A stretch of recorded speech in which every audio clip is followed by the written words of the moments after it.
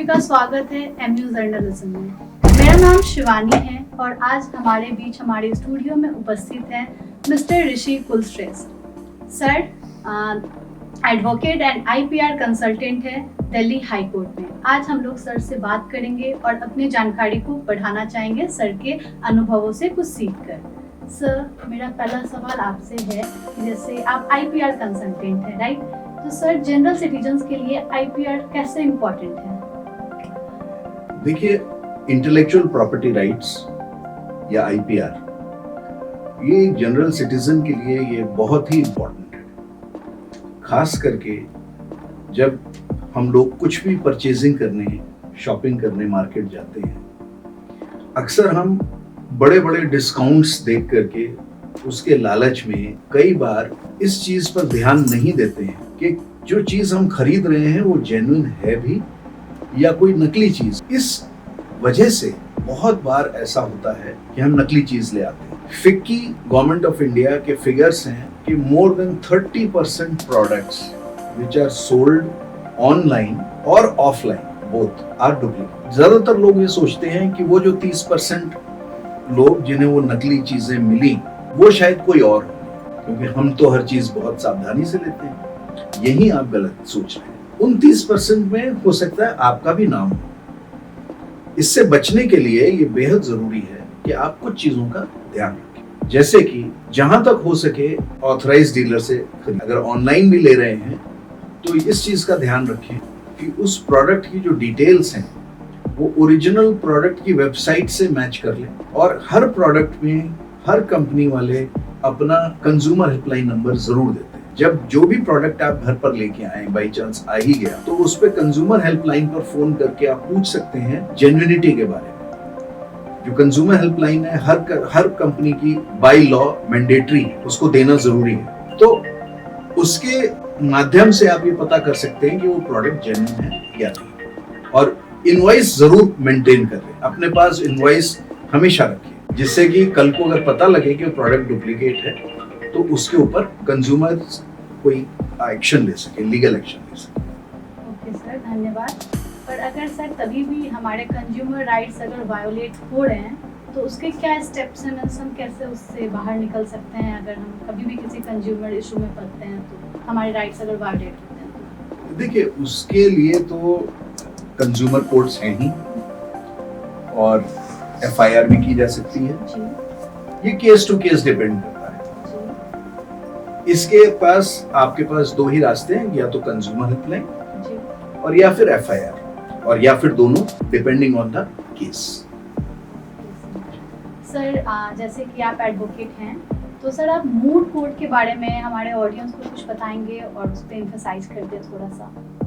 Moot court जो है, मैं as a professor, as a guide to PhD students, मेरा ये मानना है कि मूड कोर्ट से ज्यादा इंपॉर्टेंट कुछ है ही नहीं एक लॉ के स्टूडेंट के लिए। ये वो चीज है जो आपको रियल प्रैक्टिस दिलाती है। ये वो चीज है जिससे कि आप तैयार होते हो, कोर्ट में खड़े होने लायक बनते हो। मूड कोर्ट का एक्सटेंसिव यूज होना चाहिए हर यूनिवर्सिटी में, हर लॉ कॉलेज में। हर स्टूडेंट को कम से कम 6-7 बार हर साल मूड कोर्ट में केस आर्ग्यू करना चाहिए, फुल कोर्ट केस।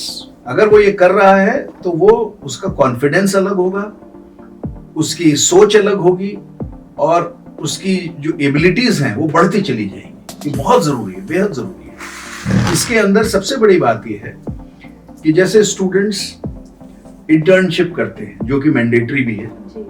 मान लीजिए आपने 4 महीने की इंटर्नशिप की किसी लॉयर के अंडर में, तो 4 महीने में तो अगर कोई केस है तो उसकी अगली तारीख भी 4 महीने के बाद पड़ती है। हाई कोर्ट में तो 6-6 महीने की डेट्स पड़ती हैं आजकल, और डिस्ट्रिक्ट कोर्ट में भी कम से कम 2 से 3 महीने में एक तारीख पड़ती है। तो ज्यादा से ज्यादा वो 2 तारीख अटेंड कर पाएगा अगर वो इंटर्नशिप 4 महीने की या 6 महीने की भी कर रहा है। तो 2 डेट अटेंड करके कोई लॉ स्टूडेंट क्या सीख पाएगा? एक केस, किसी भी केस में अगर वो उसमें जा रहा है सीखने के लिए, कि मान लीजिए कोई प्रॉपर्टी का केस है या कोई फैमिली कोर्ट का केस है या कोई क्रिमिनल केस है, 2 डेट में तो कुछ भी नहीं पता लग पाएगा, वो कुछ भी नहीं सीख पाएगा। मूट कोर्ट में A to Z पूरा केस, जो कि 4-5 साल वैसे चलता है कोर्ट में, 8-8 साल चलता है, वो 1 घंटे में वो पूरा case A to Z face कर लेता है जी। तो ये बड़ी ही अच्छी प्रैक्टिस है। मैं ये नहीं कह रहा कि इंटर्नशिप नहीं करनी चाहिए, उसकी अपनी इंपॉर्टेंस है, वो रियल लाइफ एक्सपीरियंस है, वो तो बेहद जरूरी है, बट मूट कोर्ट जो है वो उस चीज को सपोर्ट करती है। दोनों की अपनी इंपॉर्टेंस है, दोनों जो है दोनों जरूरी है, बट मूट कोर्ट बहुत जरूरी है। ओके सर, मींस इंटर्नशिप के साथ साथ मूट कोर्ट बहुत जरूरी है, बहुत जरूरी, जी। बेहद जरूरी है। तो सर बडिंग प्रैक्टिशनर्स के लिए तो मूट कोर्ट लाइक आपके अकॉर्डिंग बेस्ट है। अदर देन दिस सर और क्या किया जा सकता है अपने स्किल्स को एनहांस करने के लिए? देखिए, सबसे पहले तो अगर कोई लॉ का स्टूडेंट है तो उसको ये डिसीजन लेना बहुत जरूरी है कि वो अपनी प्रैक्टिस कॉर्पोरेट में करना चाहता है या प्राइवेट इंडिविजुअल प्रैक्टिस करना चाहता है। कई बार ये डिसीजन बहुत से लॉयर्स बहुत बाद में लेते हैं, लेकिन मेरा ये मानना है कि वो उतने साल वो अपने लूज कर जाते हैं। कितना ही अच्छा हो कि वो पहले से डिसाइड कर ले कि मुझे किस फील्ड में किस तरफ जाना है, तो उसकी प्रैक्टिस उतनी ज्यादा अच्छी हो जाएगी, क्योंकि वो अपना टाइम इररिलेवेंट केसेस को हैंडल करने में वेस्ट नहीं करेगा। तो किसी को मान लीजिए क्रिमिनल लॉयर बनना है, वो बिना बात के कॉर्पोरेट लॉ की प्रैक्टिस करता रहा 4 साल किसी लॉ फर्म में, और बाद में उसने डिसाइड किया 5 साल बाद, 6 साल बाद, 10 साल बाद कि मैं तो क्रिमिनल लॉयर बनना चाहता हूँ। तो आप सोचिए कि वो 8-10 साल जो उसने लगा दिए, अगर वो शुरू से ये चीज उसके मन में क्लियर होती तो वो आज किसी और ही मुकाम पर होता। जी बिल्कुल। तो ये बहुत जरूरी है कि आप ये डिसीजन लें कि आप एक्चुअली सुपर स्पेशलाइज किस चीज में करना चाहते हैं, और इसके लिए चाहे उसे 6 महीने का वक्त लगे, किसी अच्छे लॉयर के अंडर में काम करके उनसे ही एडवाइस ले कि सर आपने मेरी एबिलिटीज को परखा होगा, देखा होगा, आप मुझे एडवाइस करें कि मैं क्या करूं। जी। हो सकता है कि उनसे और सीनियर से जो भी उसको इस फील्ड के लोग मिले, सबसे राय मशवरा करे और डिसाइड करे कि उसको करना क्या है, सुपर स्पेशलाइज किस में करना है। जी। अपने एप्टीट्यूड के हिसाब से, अपने इंटरेस्ट के हिसाब से। आईपीआर में जैसे मैंने ऑप्ट किया, मुझे आईपीआर पसंद है, आईपीआर बहुत अच्छी अपकमिंग लाइन है। जी। इसके बारे में अगर कोई स्टूडेंट कभी भी कंसल्ट करना चाहे तो मुझे भी कर सकता है। सर मेरा लास्ट सवाल आपसे है कि अभी सभी चीज़ें ऑनलाइन अवेलेबल हैं, सभी स्टडी मटेरियल या स्किल से रिलेटेड।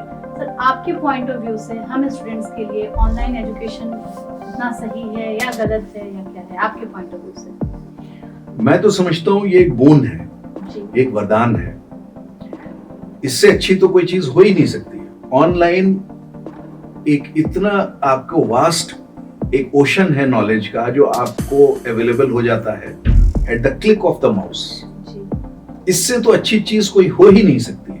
मैं इसको फुल्ली सपोर्ट करता हूं, और मैं चाहता हूं कि जो भी स्टूडेंट्स हैं, जिस भी लाइन के हैं, not only law, they should take full advantage of this wonderful platform which is open source online material which is available, study material which is available.